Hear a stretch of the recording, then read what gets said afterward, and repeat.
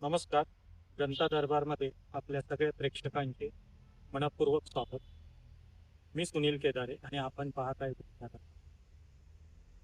आजची ही बातमी करण्याचं एक खास वैशिष्ट्य आहे, ते म्हणजे कॉक्रोच जनता पार्टी. कॉक्रोच जनता पार्टी ही एक पार्टी अमेरिकेतून स्थापन होऊन या ठिकाणी आपण पाहू शकतो की मोठ्या प्रमाणामध्ये सोशल मीडियावर तयार झालेली ही पार्टी आहे. सोशल मीडियावर 22 मिलियन फॉलोअर या पार्टीला लाभलेले, त्याच्याही पेक्षा जास्त. आणि ती एक चळवळ स्वरूपात उभी राहील. आणि चळवळ स्वरूपात उभी राहत असताना या पार्टीमध्ये अनेक तरुण वेगवेगळ्या विषयांवर जोडले गेले. या पार्टीचे म्हणजे उद्देश देखील एकदम वेगळे होते, की आपल्याला आळशी लोक पाहिजेत, आपल्याला 24 तास या ठिकाणी मीडियावरती किंवा नेटवरती जे वेळ वाया घालवतात असे लोक पाहिजे, आणि म्हणजे निष्क्रिय लोक पाहिजे, अशा प्रकारचं त्यांनी एक कमेंट्स म्हणून या ठिकाणी ती पार्टी स्थापन केली. पण तिला बघता बघता झपाट्याने मोठा प्रतिसाद मिळत गेला आणि त्याचे संस्थापक अध्यक्ष अभिजित दीपके हे हा एक चेहरा लोकांसमोर, आणि मग ह्या चेहऱ्याला एक वलय निर्माण झालं. सगळ्यांचं लक्ष या चेहऱ्याकडे लागलं आणि त्या चेहऱ्याने मग ती पार्टी स्थापन केली. ती पार्टीचे फॉलोअर्स वाढले, त्या पार्टीची सदस्य नोंदणी देखील सुरू झाली. आणि मग अशात एक वल्गना उठू लागल्या की ही पार्टी या ठिकाणी आपल्याला फक्त कागदावर किंवा सोशल मीडियावर पाहायला मिळेल, की ही प्रत्यक्ष कुठेतरी होते.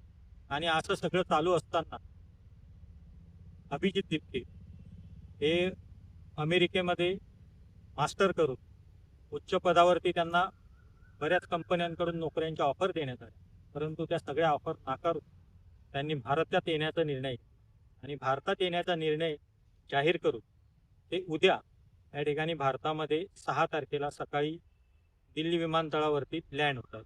आणि त्यांनी त्यांच्या समर्थकांना, त्यांच्या ज्या पार्टीचे सदस्य आहेत त्यांना या ठिकाणी आव्हान केलंय की आपण विमानतळावरती या, तिथून आपण पोलीस स्टेशनला जाऊन एक रितसर परवानगी घेऊ आणि जंतर मंतरवरती मोठं आंदोलन उभं करण्याचं या ठिकाणी त्यांनी ठरवलेलं.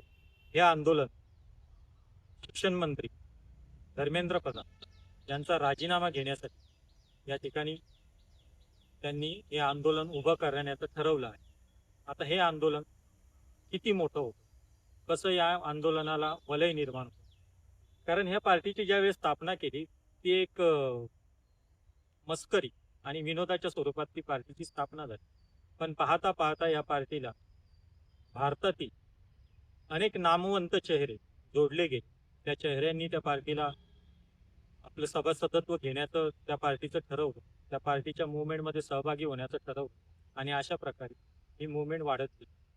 आता उद्या या पार्टीचं आंदोलनामध्ये कसं रूपांतर होतं, कशा प्रकारे आंदोलन छेडले जातात, त्यांनी महत्वाच्या मुद्द्यांना या ठिकाणी हात घातलेला आहे.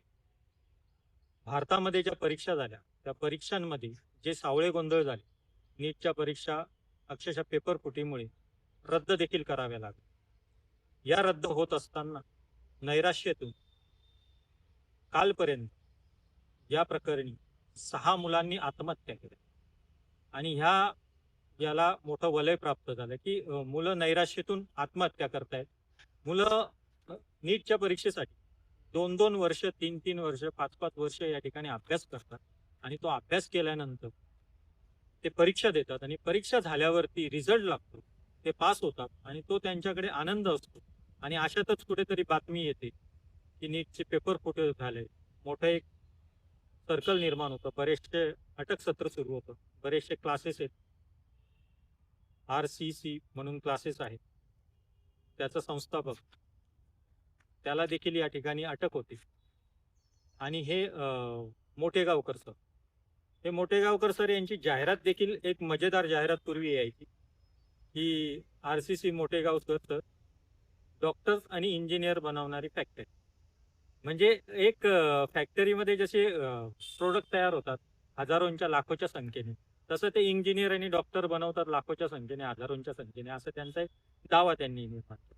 आणि तो दावा निर्माण करत असताना ते पेपर फुटीमध्ये ते अडकले आणि मग त्यांचं ते कशा प्रकारे ते ते क्लासेस चालवत होते, त्या क्लासेसच्या माध्यमातून कसे पेपर फोडले जात होते, त्यांच्याकडे जे विद्यार्थी आहेत त्यांना ते विकले जात होते, याच्यामध्ये लाखोंचं रुपयांचं त्या ठिकाणी भ्रष्टाचार होत होता, लाखो रुपये या ठिकाणी जमा होत होते आणि त्या लाखो रुपयांचं या ठिकाणी मोठं मार्केटिंग होत होतं. ते पेपर कुठून कसे गेले, कोण कोण त्याच्यामध्ये आहे, ह्या सगळ्या गोष्टी उजेडात आल्या आणि ते मोठं या ठिकाणी अटक सत्र झालं आणि ते केसेस चालू झाले. सीबीआयकडे या गोष्टीचा तपास आहे.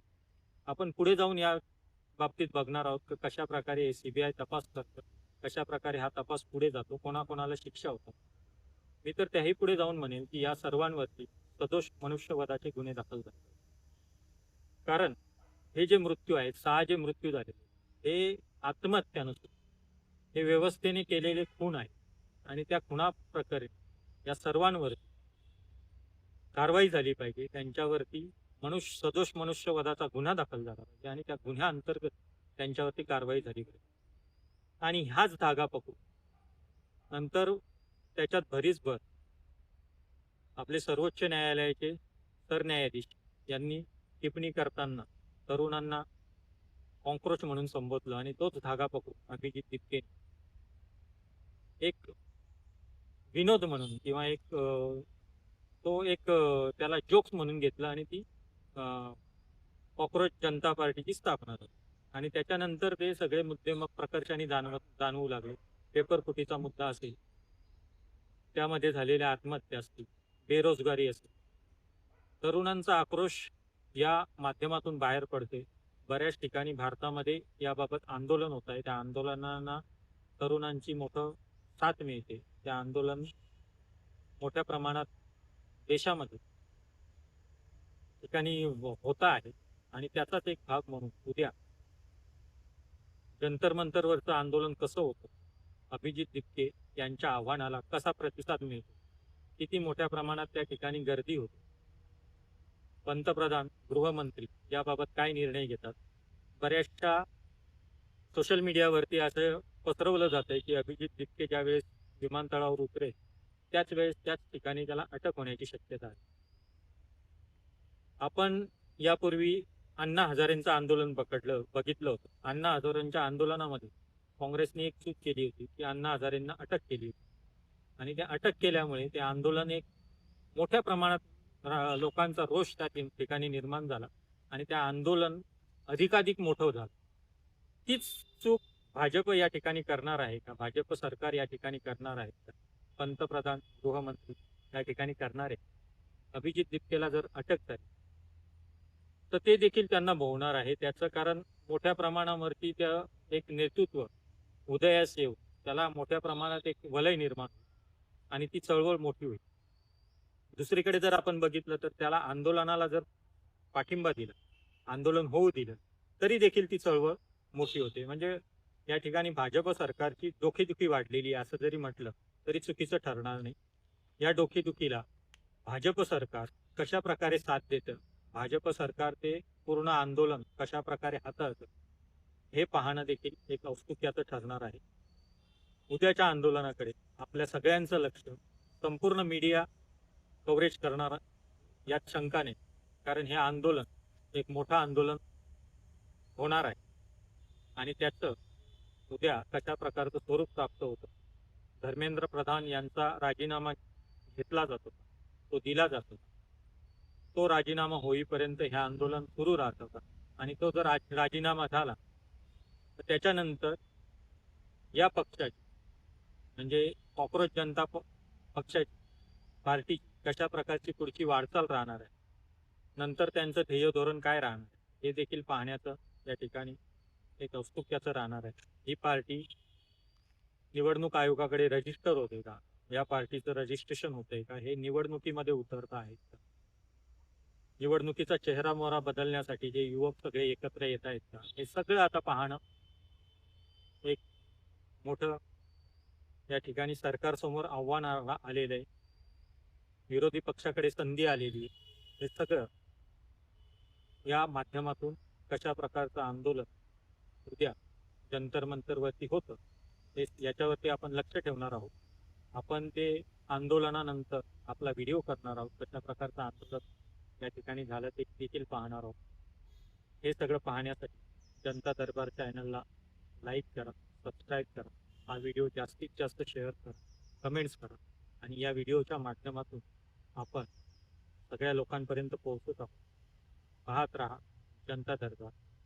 धन्यवाद.